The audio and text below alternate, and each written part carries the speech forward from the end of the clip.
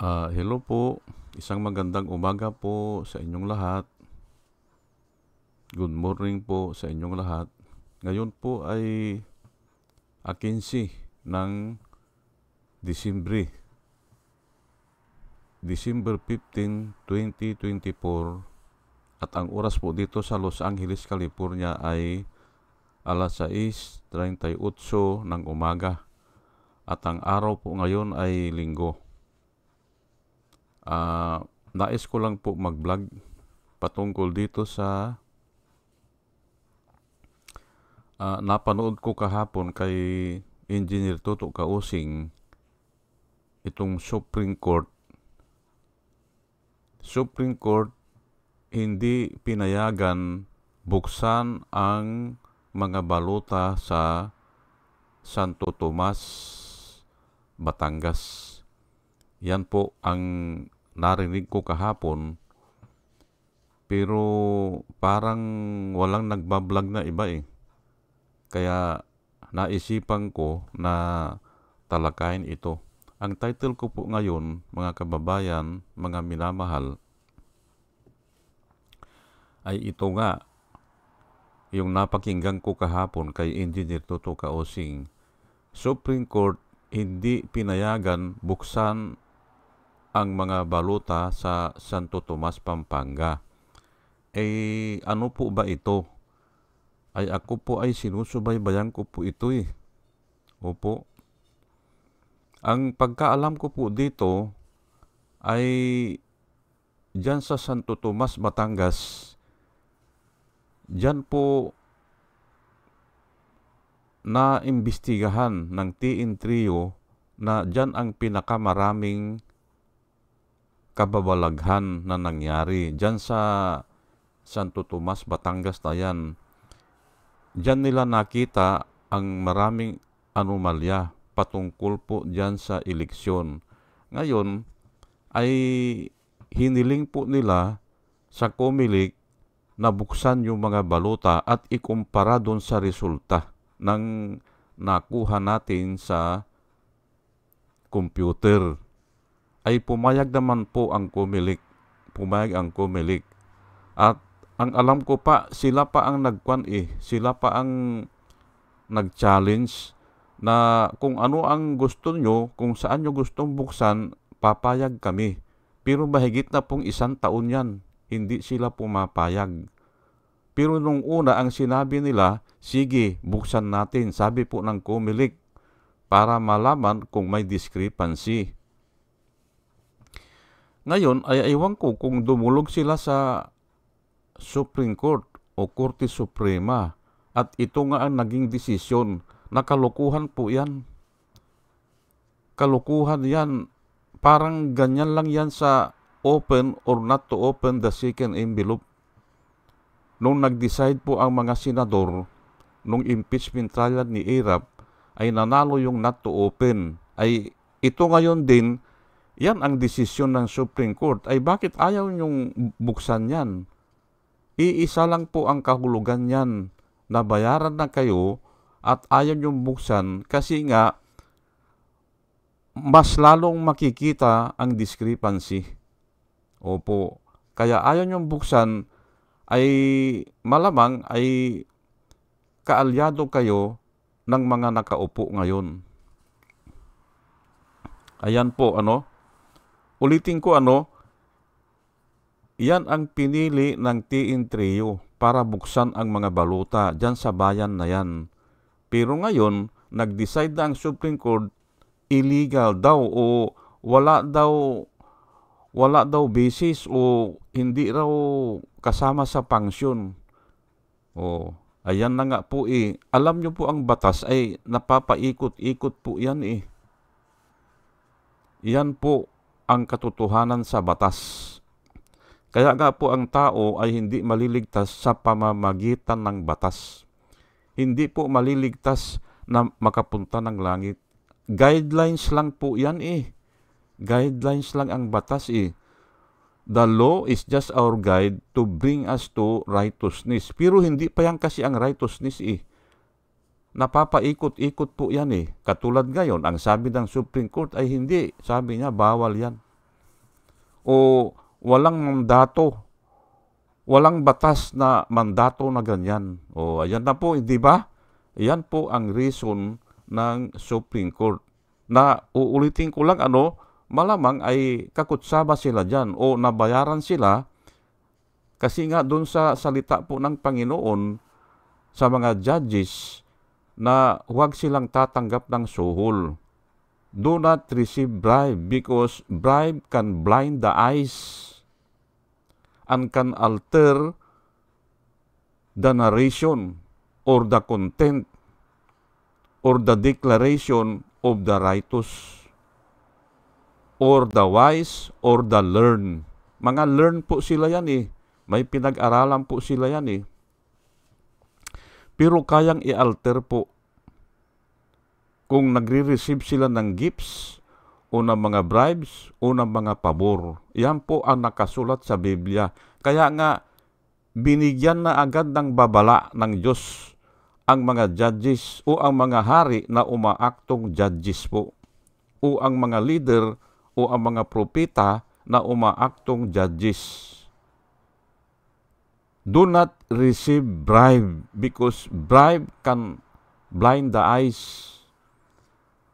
And do not receive gifts because gifts can alter the narration of the wise. Yan po nakasulat eh. Ngayon ay bago po ako magtuloy-tuloy at ngayon wala po akong Bible verse na isusulat dyan kasi kabisado ko naman yung Bible verse eh, na sasabihin ko mamaya eh. Hayaan nyo muna po na bago ako magpatuloy ay batiin ko muna itong mga sumusubaybay sa atin. Salamat po sa inyong lahat. At ito po sila batch number 1 po ito si Rosana Narumi ng Japan, Al Ulalya ng Bacolor, Pampanga, Libra Girl Alex Sarmiento. Salamat po sa inyong lahat. Dolor Garcia ng Milano, Italy, Nana Antibi ng Barin, Will Utaib ng Laguna, Nilson Balyaran, Julia Magbanua ng Singapore, Andre Deliver, Arnold Pernan ng Cebu, Larry Narbais, Jos Shalan, Elenita Sklapler ng Germany, Bin Puno, Leti Peralta ng Mamburao Occidental, Mindoro, Maribel Baligat Colio, Querticu, Juna M, Rinaldo Abintino, Mel Herrera ng Ibaston, Illinois, Ernesto Aburque, Pleaser Eduarte, Yasmin San Juan, Roman Di Paz, Mary Grace Santos, Pacmando, John Cabrera, Luwin Sigako. Salamat po sa inyong lahat.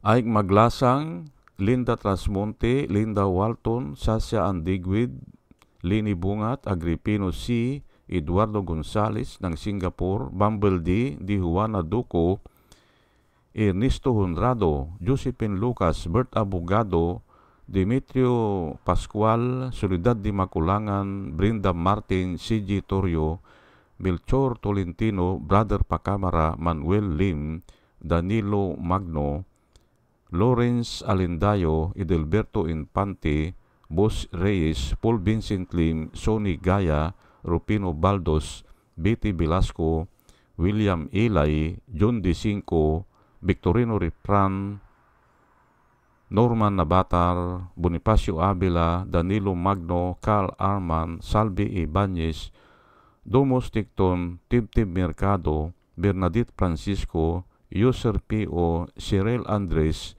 Hermihenil Dogardi, Robin Delpin, Mama Gina, Lanzo Mintak, Leonardo Asibis, at saka si Jose Tosi. Salamat po sa inyong lahat. At ito naman po ang mga vloggers na nire-recommenda ko po sa inyo na ating suportahan at panoorin. Ito po sila, si Michael Apasible Bulletin, Attorney Insurrecto, Bunyog Pagkakaisa, Vlogcaster Armandin, Engineer Toto Kausing, Aling Marie, Mr. Sa Totoo Lang To, Christian Isguera, PMTGR Vloggers, The Action Man, Roy Japantors, Divina Apostol, CG Pitsay, Kapihan ni Art at Ago, Damjus Journey, Kakamping, Ang Batas with Attorney Claire Castro, Ka Waldy Carbonell at saka si Attorney Shelo Magno. Ugaliin po natin na makinig sa kanila at marami po tayong matututunan sa kanila. At nakikita ko po na sila ay nagbablog para po sa bayan. O sige po, at tayo po ay tuloy-tuloy na at talakayin nga natin ito. Ang sasabihin ko po dito ay talagang dinaya po yung 2019 election at saka 2022 election. Dinaya po yan. Nung nanalo sila ba to, dinaya yun kasi 7 hours po nag-glitch ang tawag nila O ay adi inayos nila yan. At ito nga, itong 2022 election, magko-concentrate lang po ako dito muna sa isang reason lang bakit dinaya yan.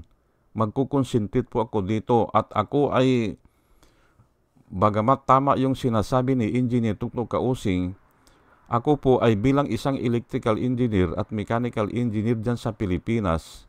Pero dito, hindi po ako engineer dito ha. Kuwan lang ako dito. Parang ang title ko po ay sa trabaho ko ngayon, technical support. Ano ba yun? Production Technical Support. Yun po ang title ko dito. Pero ang akto ko po ay umaakto rin ako na engineer. Pero wala akong license dito. 2 beses akong nag-take hindi ko maipasa Iba kasi ang iba yung mga word na ginagamit dito. Kaya hindi ko maintindihan yung iba. Opo. At saka ang exam dito from first year, yung pinag-aralan mo ng first year, kasama yan. Kaya mahirap pumasa. Chemistry, yung physics, kasama pa ang biology kung minsan at saka yung computer, ay wala na akong alam sa computer. Hindi ko na abutan yung computer programming na yan. Kaya ang hirap kong ipasa. Ngayon ay ito nga magkukonsentrate po ako dito sa itong boot counting machine na sisikapin ko po na ipaliwanag para maintindihan nyo.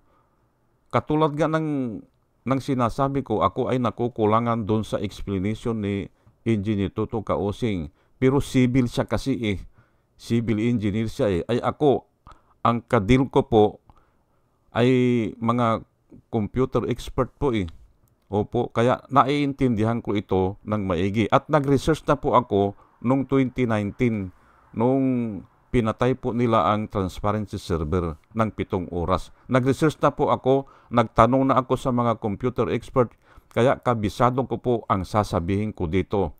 Okay, umpisahan po natin sa boot counting machine. Ang boot counting machine po, mayroon pong trabaho yan.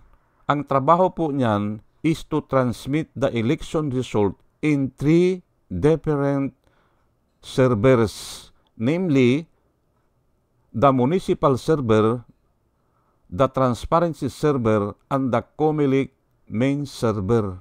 Yan po ang trabaho niya, to transmit the election result in 3 different servers. At the same time po yan, or at one time.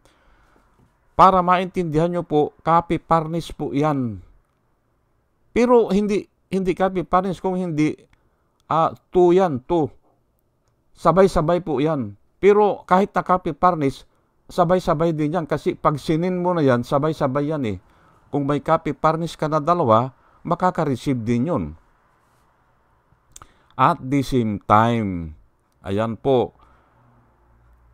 Ngayon, ito pong boot counting machine, hindi po siya makakadaan sa telco, yung transmission line ng telco, hindi siya makakadaan kung hindi siya public IP address.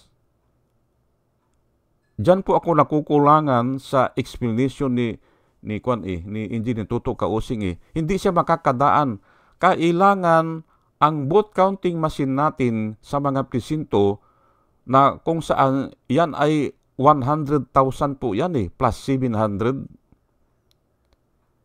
lahat po yan ay public IP address. Kasi nga, pag mag-send sila po ng message o yung election result, dadaan po sila sa telco. Ayan po, hindi sila padadaanin ng telco kung sila ay private IP address. Ayan po ha, maliwanag po yan ha, hindi sila padadaanin. Pwede silang dadaan, pero dadaan sila sa server nila. Kung may sariling server ang school, akala ko nga ganun may sariling server ang school, ay dadaan sila sa server. Yung server ngayon ng school, i-identify yun ng telco. Dito nang galing yan. Ganun po yan, para maintindihan natin, ulitin ko lang, pwedeng local o private dun sa school ang vote counting machine. Ang akala ko kasi noon, ganun Hindi pala. May sarili silang public IP address. Yung vote counting machine. Kaya nga mahal yan Which comprises of 100,000 plus 700. I suppose every precinct has a vote counting machine. Ano ang trabaho niya? Magsisend po sa tatlong server. Sa munisipyo na server, sa transparency server, at saka sa Comelec main server. Yung pong transparency server, yung po ang nakikita natin na ginagamit ng PPCRB. Yung po ang ginagamit ng media. Na pinatay nila noong 2019. Pinatay nila. Ay wala tayong makita Wala naman tayong access sa Wala tayong access sa kung ano nang nangyayari po sa Comelec server Wala. Ang access lang natin, lahat tayo, mga media, mga kandidato, doon tayo kumukuha ng impormasyon sa transparency server. Kasi nga, ibabato doon tatlo Kaya kung ano man ang nakikita natin sa transparency server, yun din dapat ang makikita natin sa Comelec. I suppose, Kasi nga, at one time nilang ibabato yan Kaya marireceive din nung kabila. Hayaan na natin po yung server sa munisipyo. Hayaan na natin yan kasi local po yan At hindi na tayo interesado dyan. Interesado tayo dun sa pangkalahatan, yung mga senador at saka presidente at saka vice president. Ngayon, ito pong Comelec ay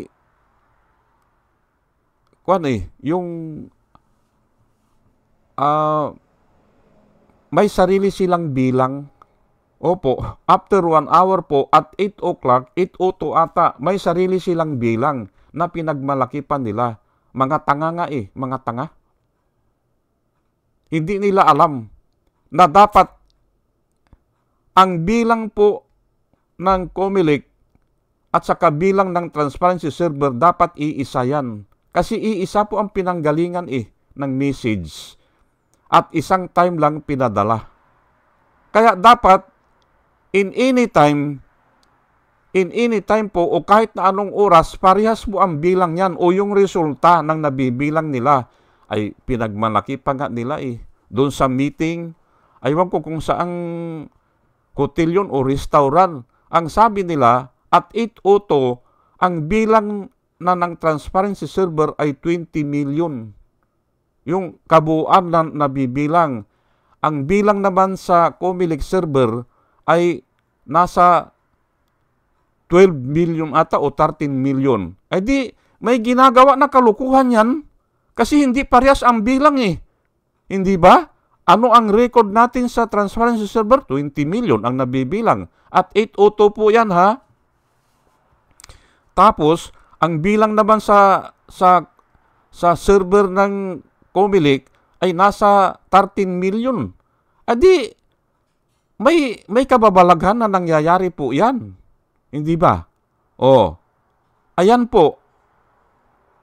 Ngayon, ito po, 192.168.0.2, kahit na sino ang computer expert o yung computer engineer na ipakita mo yan, alam nila yan na yan ay private IP address. Ay ano po ba yung private IP address? Ang ibig pong sabihin yan, yan po ang nag-identify niyan ay Comelec server. Wala tayong alam dyan. Pero ang server po, ang trabaho po ng server ay i-identify sino yung nagsisend ng message sa kanya o ano ba yung dumadaan sa kanya. Ina-identify niya yan. Yan po ang trabaho ng server. Wala po tayong alam dyan. Automatic po yan na kung may nag-send ng message sa alinmang server, ina-identify niya yan. Kung galing doon sa local, yung private, identify niya at yan nga ang na-identify niya. Yung nagpadala ng boto sa kanya, yung 50% po ng boto ng buong Pilipinas o 51% po ng buong boto ng buong Pilipinas, yang machine lang ang nagpadala, iisang machine. At na-identify po ng Comelec server, galing po ito sa kanila hanggang ngayon naandyan yan. At na-identify yan na nakakonekta sa kanila. Ay paano mangyari yan? Na ang mga vote counting machine natin ay galing sa malalayong lugar. Kahit na nga galing sa Sampaloc dadaan yan sa Tilco. Kasi walang direktang koneksyon ang Sampaloc Elementary School o Paco Elementary School na makaka-access dyan sa server ng Comelec. Kaya kailangan niya ang public IP address. Ayan po ang nangyari Nililinaw ko lang po dito para maintindihan nyo. Okay, na-identify po yan, yung 192.168.0.2. Sino po ang nag-identify? Yung Comelec server. In-identify na yan ang nagpadala. Adi kalukuhan na yan, hindi ba? Bakit ang magpapadala ay ang pribado niyang computer na nakakonekta lang sa kanya? Naka-wire po para maintindihan nyo o naka-LAN o local area network. Ang dami ko po na na-install na mga LAN. Yang sa Senado po, kung ako dyan, consulting engineer po ako dyan. Yan ang kahuli-hulihan na hinawakan ko dyan. Wala sa kontrata yan. Ang kontraktor namin yan ay Alcatel. Aywan ko kung nasa 500 na computer outlet ang in-install nila dyan. Ayaw ko nang hawakan kasi sabi ko doon sa boss ko, hindi na kasama yan sa kontrata natin. Sabi ko, bakit natin aayusin pa yan?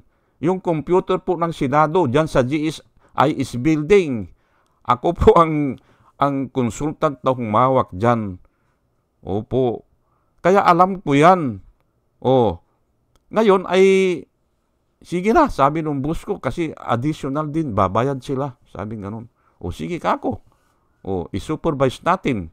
Ganun po. Kaya kabisado ko yan. At lahat po ng building na ginagawa namin noon sa high-rise, mayroon po computer networking. Kaya kabisado ko po ito. Ngayon, itong 192.168.0.2 ay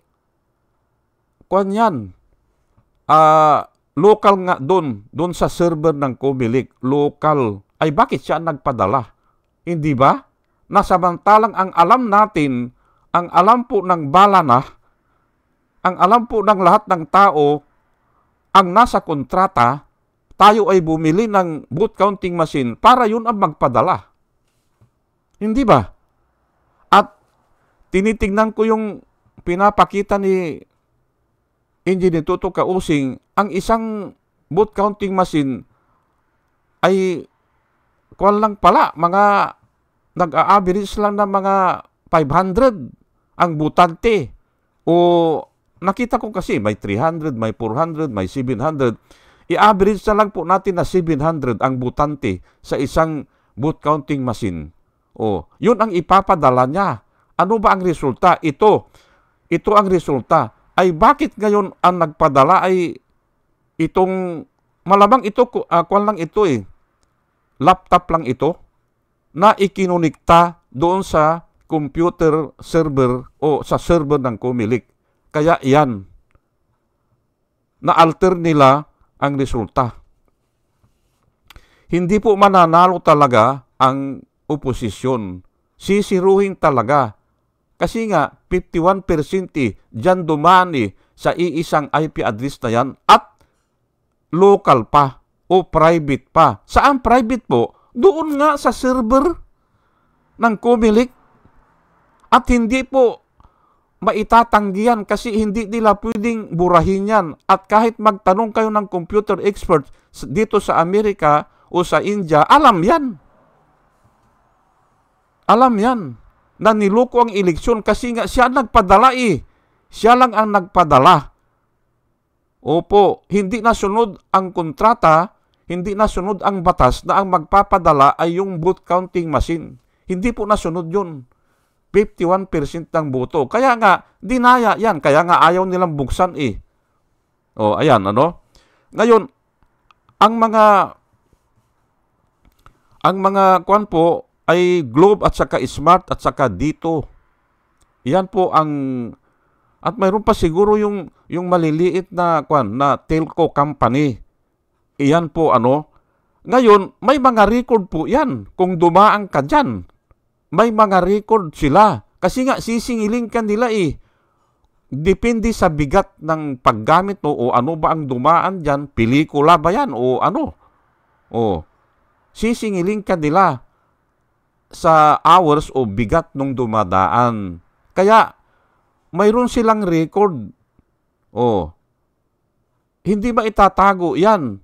O, kaya nga, hinihiling sa kanila, ano ba yung reception log nyo? O, hinahanapan sila ngayon ng TN Trio, ang Comelec, saan na yung reception log? Kasi nga, dadaan sila sa Globe, sa Smart, at saka sa Dito. Ay, wala silang maipakita. Hindi ba? O ayaw nilang ipakita.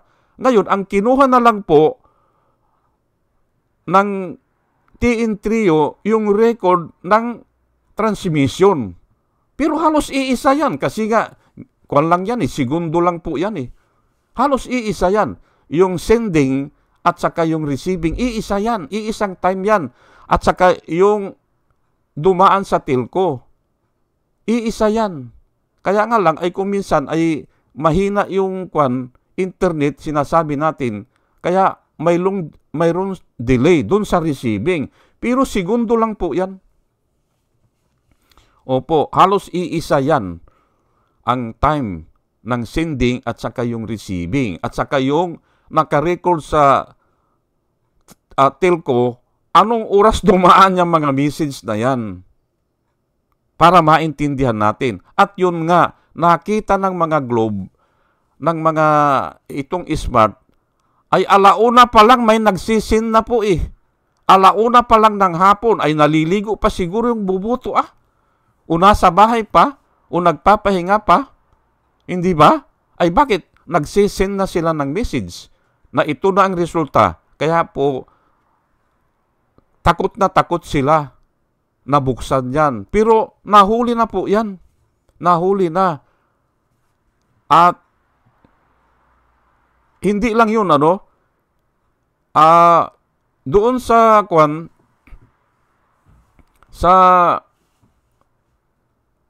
sa reception log, may nakuha din sila yung TN Trio na hindi magtutugma dun sa closing time ng isang presinto. Ang presinto ay nag-close ng alas 8 pero na-receive na yung ng alas 7. Paano mangyari yan na hindi pa nagko-close ang isang presinto? Na-receive na yung message sa Comelec 1 hour ahead. Ganun po ang nangyari dyan. Kaya nga, totoo ang sinasabi ng TN Trio na kwan lang, yung iniipon-ipon lang nila, tapos, pag naipon na nila, babaliwalain nila yon. Sila mismo ang magsisend. Kaya nga mayroon tayong 192.168.0.2. Pero mga tanga po yan ang gumawa niyan. Kasi mahuhuli sila Mahuhuli sila ay yung pa nga lang na hindi sila pantay Hindi ba? Ano ba ang bilang ng transparency server? Yung ginagamit po ng PPCRB ay 20 million na. Ang nabibilang after 1 hour. Ano ang bilang ngayon ng Comelec server ay nasa 13 million lang. Ayan, may ginagawa silang kalukuhan. Hindi po ba? Ngayon ay ito ang mga reason ko patungkol pa rin dito sa yang mahiwaga na 192.168.0.2. Dahil po sa time constraint, hindi po makakabilang ng 20 million sa isang oras lang. Mahihirapan po yan kasi nga ang sabi ng TN Trio may 30 minutes na mga seremonya na gagawin o mga procedure, hindi ba? Ay alam mo naman, tayo mahilig sa seremonya, hindi ba? Mga procedure, bibilangin yan, itatali yan, ilan ba ang bumoto, ilan ba ang nawala kaya nasira yung papel, ganyan, ganun yan. I-record po nila yan, bibilangin nila, itatali nila lahat. At kakailangan po yan, pati na yung mag-Xerox ng 30 minutes. Yun po ang hindi alam ng mga gumawa na yan. Hindi nila alam yun. Ako nga, hindi ko alam na may 30 minutes Ay bakit at 8:02 makakabilang ka na ng 20 million? At yung nga ang sinabi ko, pagdating naman sa Comelec, ay iba naman ang bilang nila. Nasa 13 million lang ang nabibilang nila at 8:02 pinagmalaki pa nila. Hindi ba? Na isa na yan sa kung IT expert ka talaga, matitrigger ka na IT ka muna. Bakit hindi parehas ang bilang yan? Adi may kalukuhan na ginagawa yan. Yan po, kaya nagduda po yung TN Trio. Kasi mga expert po sila Diyan na sila tumanda, diyan na sila nag-retire. Samantalang itong inupahan siguro para gawin yan ay mga bagito lang o yung nga mga tanga. Hindi nila alam. Ang dami po dyan na nahuhuli na hindi nila siguro alam na kailangan parehas ang boto o parehas ang bilang ng boto kasi iisa ang nagpapadala iisa ang message. Hindi nila siguro alam yan. Pero ako, alam ko na yan kasi nga nabasa ko na yan noong 2019. Nung nagre-research ako, pinapasukan ko yung mga blog o yung mga forum ng mga computer expert. In no time, sabi nila, in no time they are not the same. Sigurado sila. Kung hindi dinadaya, ay dinadaya nga kaya nga hindi parehas ang resulta. Yan po yun nga, yan na sa pangalawa, results are not the same. Doon sa transparency server at saka sa Comelec server.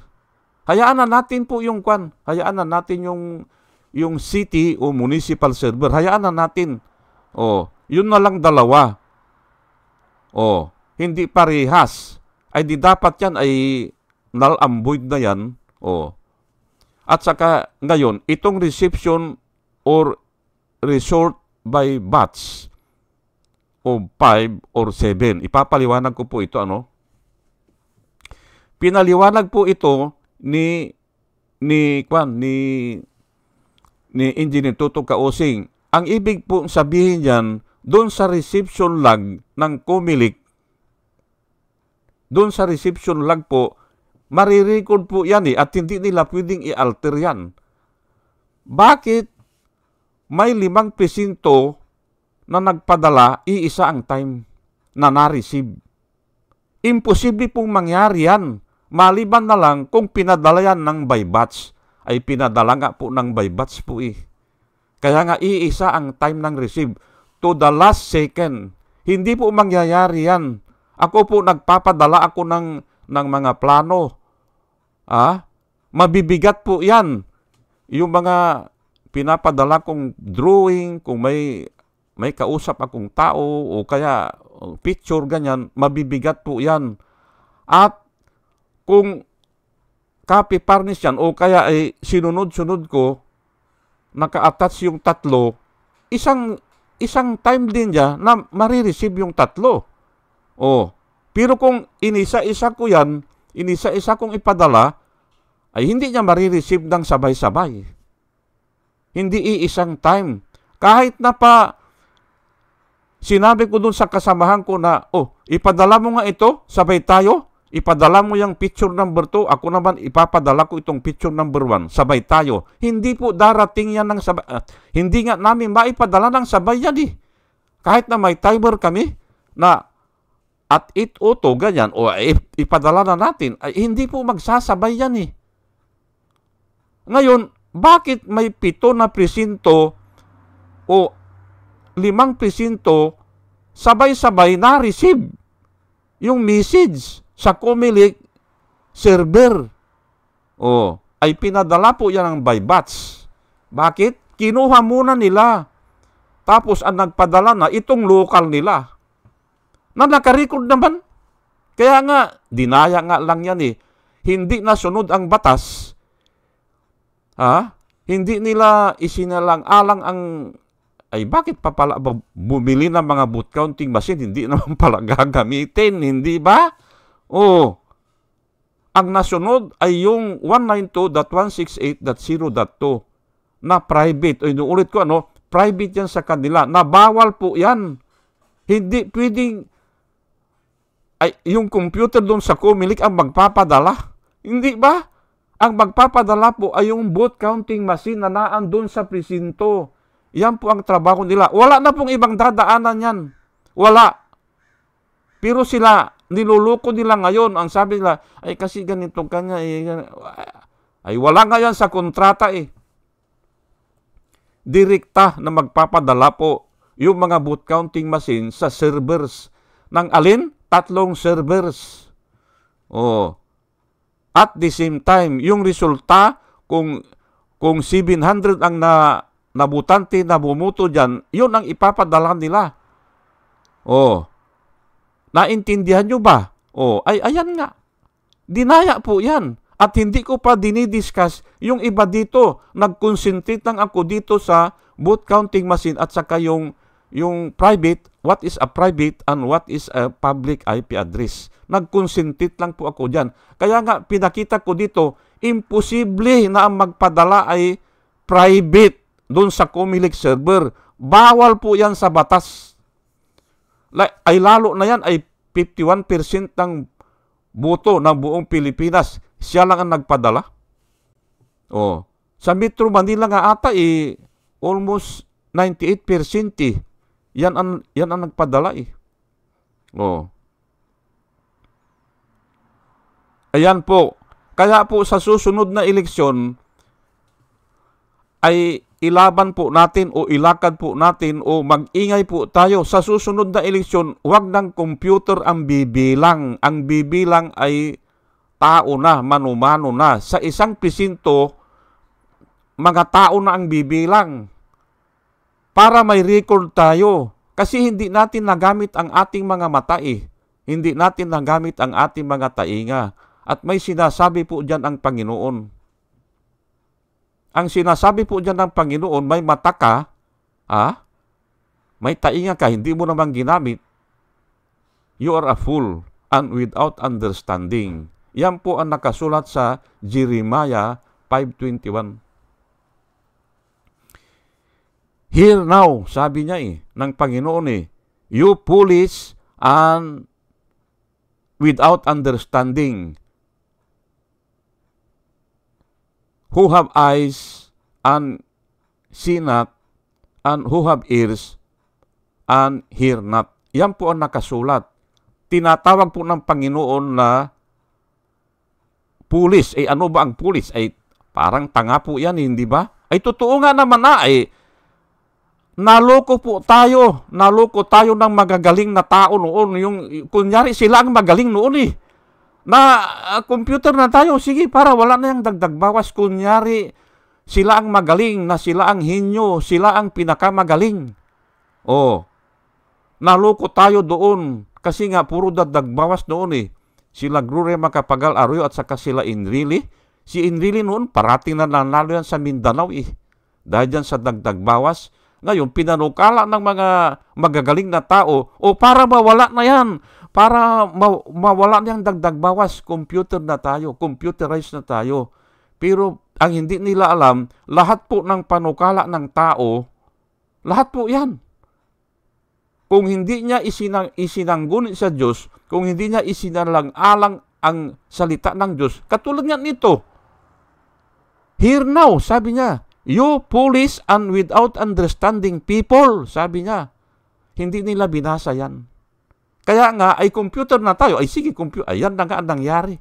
Wholesale ang pagdaraya po. Wholesale po yan. Hindi ako naniniwala na may 31 million si Bongbong na bumuto sa kanya. At saka si Sara may 32 million. Hindi ako naniniwala dyan. Kasi nga, ang tinatandaan ko, kung walang umaatin sa rally mo, ayaw ka ng tao. Ay sila nga, bumabayad na sila, humahakot sila, wala pa nag-aatin eh. Kakaunti na nga yung mga surti nila eh. Yung mga meeting nila po, kakaunti eh. Wala pang umaatin. Ay kay Lini, may nagdodonate, may nagsisir ng pagkain, may nagdadala ng mga sasakyan.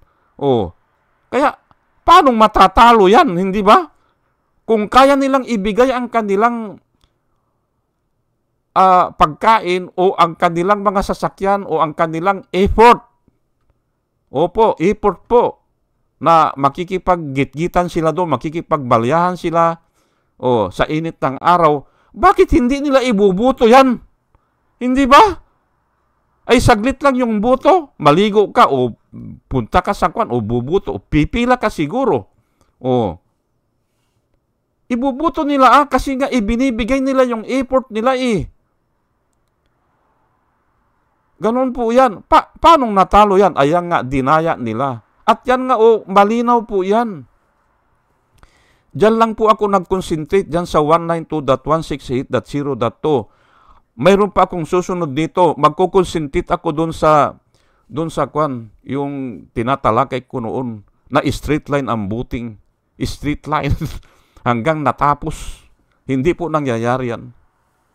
Sige po, at hanggang dito na lang po, at pasensya na po kayo, kasi nga ay gusto kong ipalagana po ito, kaya mahaba. Anyway, ay Sunday naman ngayon, ay pagpasensyahan nyo na lang po, at dalahin ko po sa Panginoon sa ating pong pakikinig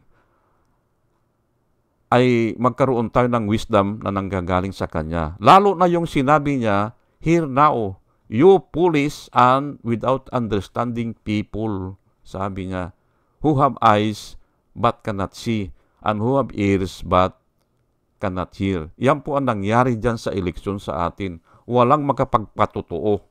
Wala. Kasi nga hindi, ang pagpatotoo po kasi ay nakita mo o narinig mo o nabultuhan mo, hindi ba? Ayan po. Ay wala hindi ba? Kaya wala makapagtotoo. Kaya nga, wala. Kahit magkumpin tayo dyan, wala din mangyayari dyan. Kasi nga, wala pang batas Walang batas Yan ang sinasabi ko na kulang po ang batas sige po at hanggang dito na lang po mga kababayan, mga minamahal, tatalakayin ko lang po yan na kulang ang batas. Kulang po ang batas dahil sa kasamaan po ng tao. Parating huli ang batas. Parating huli.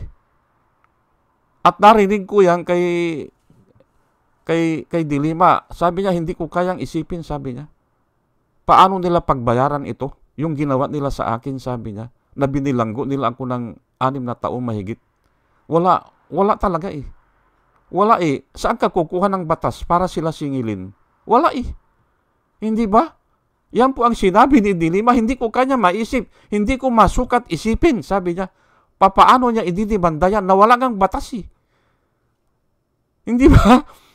Ayan po, dahil nga sa kasamaan ng tao. Nasa Biblia po yan.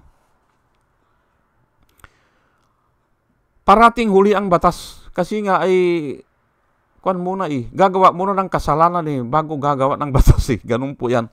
Sige po at salamat po sa inyong pakikinig mga kababayan, mga minamahal. Magandang umaga po sa inyong lahat at salamat po sa inyong pakikinig. Salamat po ng marami. Salamat po.